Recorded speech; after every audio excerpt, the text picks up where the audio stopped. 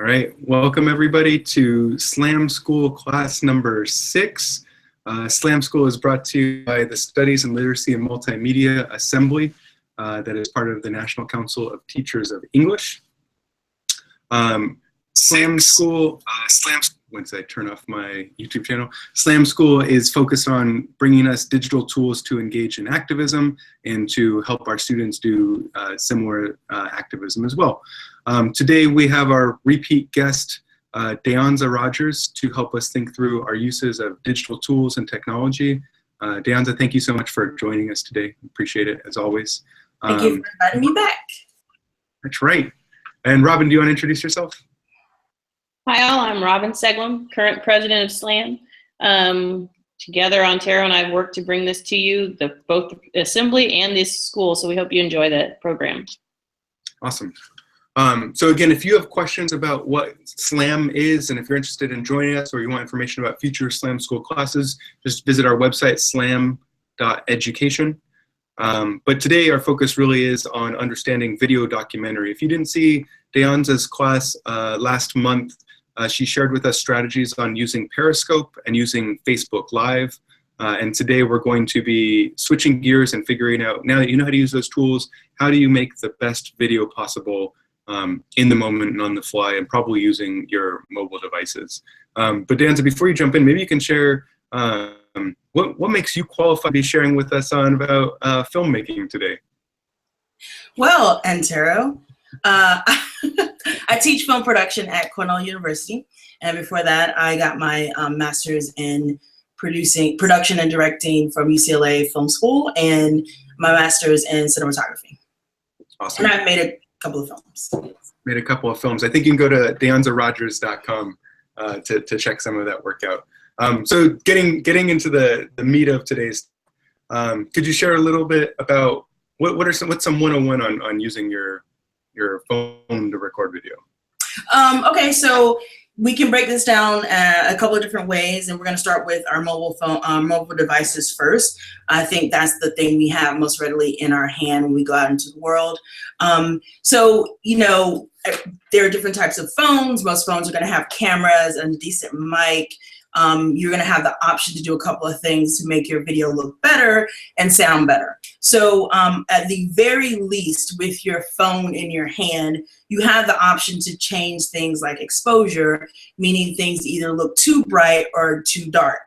So if you are going to film some event or some person speaking about something that's happening at this protest or at this university, you want to make sure they look good. You want to make sure they're not backlit and they're not a silhouette. You want to make sure that you see their face. What you see on the screen is what people will see once you stream it live, or save it, edit it, and then put it up. So make sure, one, you can actually see their face. You want to make sure they're in focus.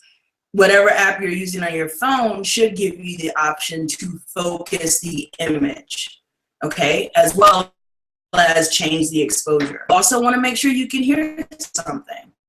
That you could do a test, really quick test, just to them, play it back to make sure you have sound. You also want to make sure, you know, you're holding your camera steady. Like, this is a lot of, after a while, engage with what's going on the screen if it's knocking about a lot. So your best to just be steady with your camera and get a better image, and then I will be more engaged with what you're doing. Composition is also important, how you frame something. So we talk about framing. Framing could mean many things in the image that we have. So we're framing the dialogue. We're also framing something within a box, literally. So what you show us is what we see. You can't assume that we know what's going on to the left or to the right of the frame. If you don't pan and show us more, we won't know. If you don't tilt and show us more, we won't know. So you have, when you're in an environment and things are happening, what are you trying to show us? Because as you're here, you are still seeing things in your periphery, but what we're seeing is within this frame. So I think that's a good start. Yeah, it seems like, so one strategy might be as I'm thinking about the frame and the periphery, is one strategy thinking about, you know, what I see in the box and thinking about what is my audience thinking about, what is my audience learning as I'm watching the video? Is that helpful?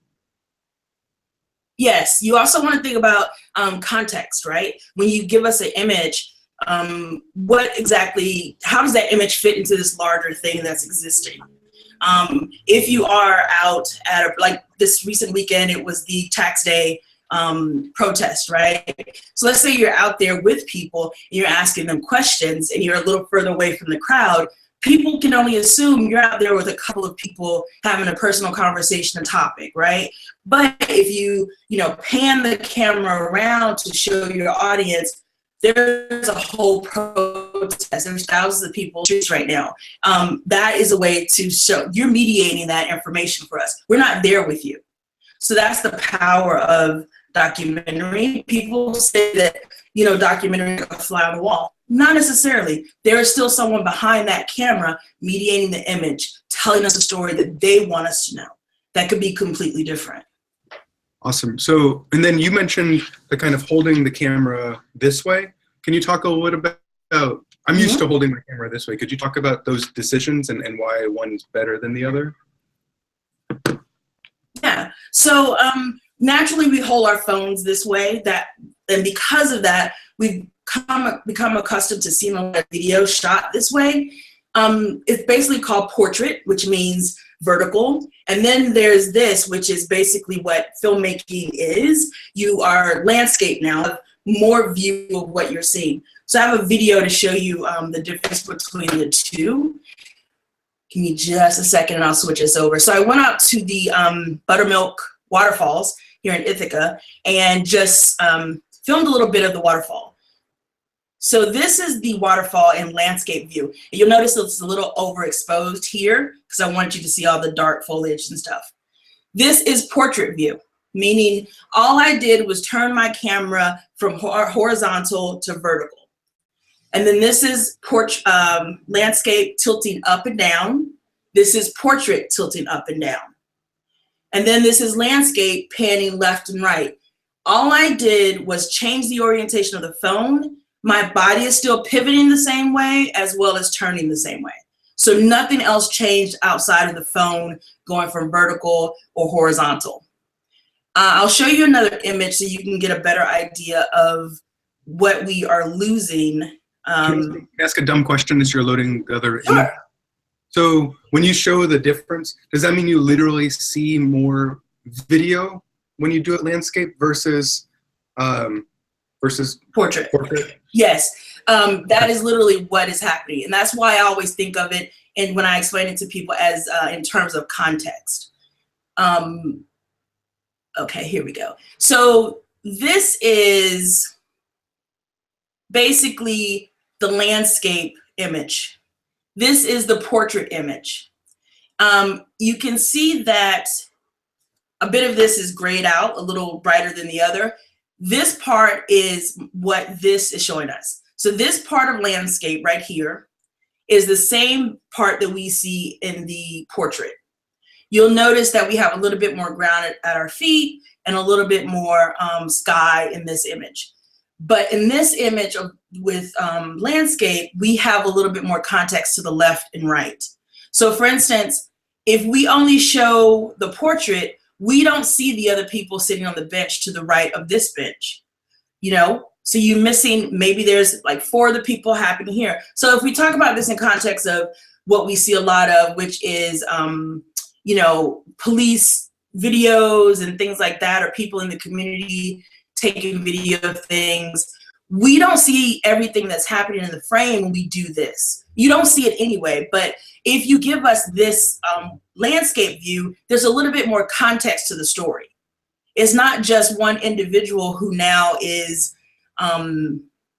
it's not just one individual who is standing there, and there's one cop talking to this person. There's 15 cops to the right that we don't see because the orientation of your phone gives us this, but not this.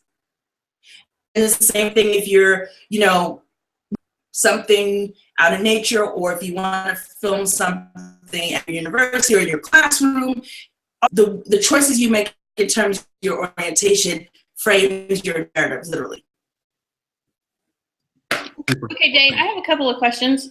You'd mentioned that you'd chosen to overexpose it so we could see the foliage more. Can you talk a little bit more about how you can do that, and also what other choices the photographers can make in order to convey the story? Okay, so concerning overexposure and underexposure, so I have an iPhone, so I can say on the at an image, there's a little square, a sun, and then you can dial up and down to make it lighter or darker. Basically, that's what exposure means. So because I wanted to show the greenery of the trees and some of the dark shadows, the waterfall, which is overexposed because I wanted more light for my image.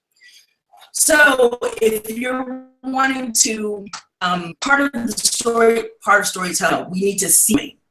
So it's very important that if you do have a dark image, and so also on a lot of phones, you just click on or press the darkest thing in the frame, and it will do an auto exposure and make that thing exposed properly. So everything around it will either be darker or lighter based off of it. So storytelling, again, part of your story is I need to visually see what you're telling me. So that's one key thing you need to think about. When it comes down to how you tell a story, panning and tilting, panning, moving left and right, tilting, going up and down, those things can speak to your story as well. Do you stay stationary the entire time? Or as you're tracking or following someone, that's also part of your storytelling. I'm not just an observer standing far away as someone walks away from me and is going to engage with someone else. I am literally behind them with my camera, tracking and moving with them. And as you're doing that, you want to make sure that your camera is steady as possible. You will, we'll see you in the movement of the camera because we move and the camera will take on our body movements, but you will at least give us something to connect with opposed to a lot of shakiness. Sound is also important. I like to sometimes when I go places that I've never been before, I'll just record the sound while I'm reading a book sitting somewhere, just to get like an audioscape of the space I'm in. And that could be something that you do as well when you're working on documentary. You can even edit things on your phone, so you could totally do a separate video clip that's just audio of the soundscape around you, and then you can put that together with this, the video that you made earlier in that day. And then composition. So composition speaks to, if I'm filming someone, do I just have a lot of dead space over their head? Like, so if I'm moving my camera this way, that's a really poor composition because right now it's going through my mouth and I have out here that's really not giving us any information. But if I frame just so, I got a nice medium wide going, a medium close going on, so you can see me, my face, you see the top part of my body, you see my hand movements because I tend to speak with my hands. So how you frame people is also important. Sometimes the way you frame a person can give them power or take power away from them, which I think is really important in documentary work as well. Because when you're speaking to someone who's sharing a story with you, you don't want to be looking down on them. I can't make my computer taller. So you don't want to be looking down on them so they feel helpless or look like they don't belong in the world. You want to make wise choices about how you frame people. You want to get out of your seat and find the perfect shot and then work from that. Looking up at people gives it a sense of that person has a little bit more power. They look a little bit more larger, larger than life. And so that's a technique that we use in narrative filmmaking as well as in documentary. So Dave, I have probably an obvious question, or you probably have an obvious answer to this question so a lot of things that I've seen on Periscope or Facebook Live are events that oftentimes happen at night. Do you have any suggestions to make sure people can see your subject or action when there's not a lot of good lighting? So one thing is they call them practicals, things like lamps, lights in the room that already exist, turn on the light. Sometimes we don't think about the obvious answer to things because we're not filmmakers sometimes and people are just doing something new for the first time. Literally just turn on the light or sit near a window if there's light coming in through that window. And then you can always play around with your exposure. Know that when you film at night, there's a lot of grain or noise in the image. So that's something to think about. Another way with, so we're talking about the cheapest, easiest, this is all I have in my hand scenario right now. But let's say we go one tier up, and that's someone who purchases a couple of iPhone or whatever phone you have, different mic for the iPhone, as well as a little light for the iPhone, or a little lens to do a little more focusing and stuff like that. So you can go one more tier up and buy different tools, and you can have a light on the phone will allow you to, illuminate the subject that you're filming. If we go beyond the mobile device and say you have a camera that you bought, same thing. The same rules apply regardless of what the tool is. I'm very adamant about talking to my students about, yeah, this is a great camera, but 3 years from now, there will be a better camera. I'm not teaching tools, I'm teaching storytelling, and I'm teaching you how to go out and communicate with people in order to tell a good story. When it comes down to subjects, when you're talking to someone and how you ask questions, I think it's also important to understand that you have to have good sound. So if you're in a room full of people and there's a lot of music and there's a lot of chattering going on, ask them to go outside with you or go to a quieter room. Sometimes we don't think about these things, but if you stop for a second, relax, think, oh wait, the sound is gonna be really great, we should probably go over here, then you're gonna have something that you can use. It's really difficult to listen when you're in a club yourself or where you're somewhere else listening to someone speak. So imagine what that sounds like digitally. That's super helpful. You're helping me think about, I think a lot of times the kinds of videos that go viral around social justice issues are, it's the people with best of intentions, quickly grabbing the camera and, shooting as quickly as they can. But it sounds like, taking a couple of seconds to be intentional with your decisions, right? How you're holding the camera, how you're moving it, right? And thinking about issues of sound, of lighting, like those can go a long ways towards further elaborating the context. So I appreciate that. And I really appreciate you reminding us that, it's not about fancy tools, right? The thing in our pockets is probably pretty advanced at the end of the day. I want to get your take on another thought I had as you were talking is, as you're sharing, you think about where your phone is held and how it's being moved and positioning it. Like you're suggesting, I think, that even documentary video isn't a neutral medium, right? That there are humans behind these cameras and there's decisions being made. Is that a fair statement? I don't want to put words in your mouth. Is that a fair statement to make? Yes, I think so. Absolutely. They say that there's cinema verite documentary style, which is the fly on the wall. You're not involved with your subjects at all. How is that possible? You're in the room. You exist in the space. You interrupted their space and their geography to exist in it. Therefore, you're not a fly on the wall. And as the person behind the camera, I am definitely choosing what you are going to be seeing in this fuller story. Yeah. So while documentary is great and it serves a wonderful purpose, we also have to be mindful that whatever topic we're talking about in the documentary, go and figure out, what other resource can I pull from to verify this information, right? And I think that's just as important. When it comes to social justice, we have a lot of viral videos out there. And some of these videos are videos from years ago that now people are speaking about as if it happened yesterday. And I think it's very important that we realize that it's a mediated medium, right? It's in people are making decisions that we are not privy to.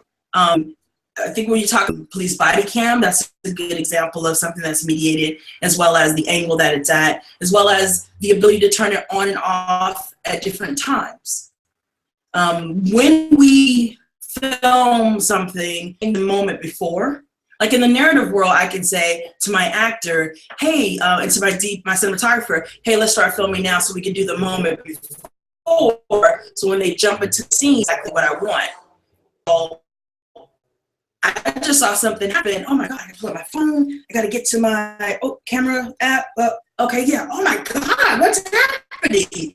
And then I'm doing this. I've lost 15 seconds of whatever happened before that. I'm mediating because of the story a little late. 2, I'm choosing to focus on this and not everything there, especially if I'm doing this opposed to that. So I think, understanding that, yes, there's someone behind the camera, hear people when they're filming certain things as well, right? So sometimes we hear their commentary on what we're seeing. So it's not without context.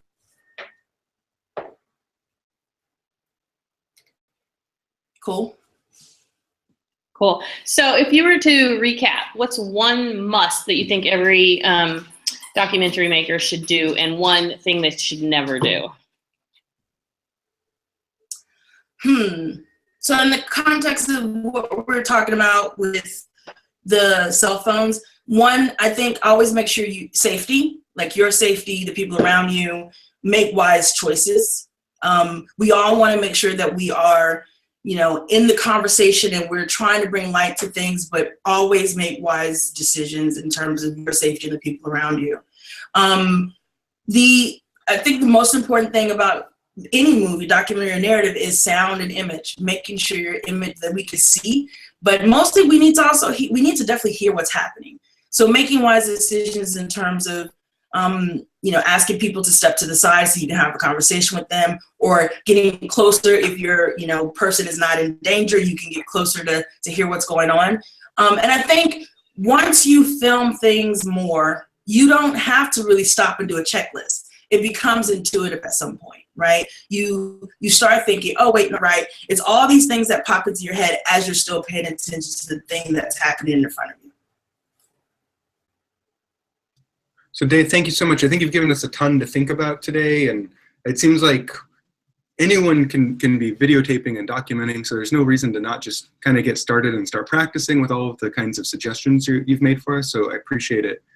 And you've also suggested, I think, for us a future SLAM School class of, what are good questions to ask and kind of interviewing strategies. So thanks for giving us some more homework. I think that's some really helpful stuff. Our next SLAM School session is going to be on May 4th at 3 p.m. Pacific. We will have a couple of folks leading conversations on how to host effective Twitter chats and engaging an audience in that space. And again, if you have any questions or if you want to see the past SLAM School sessions, including Dehanza's previous class on using Periscope and Facebook Live, please go to slam.education. Dehanza, thank you once again. I really appreciate your time. Thank you, guys. I love having conversations with you guys. Thanks.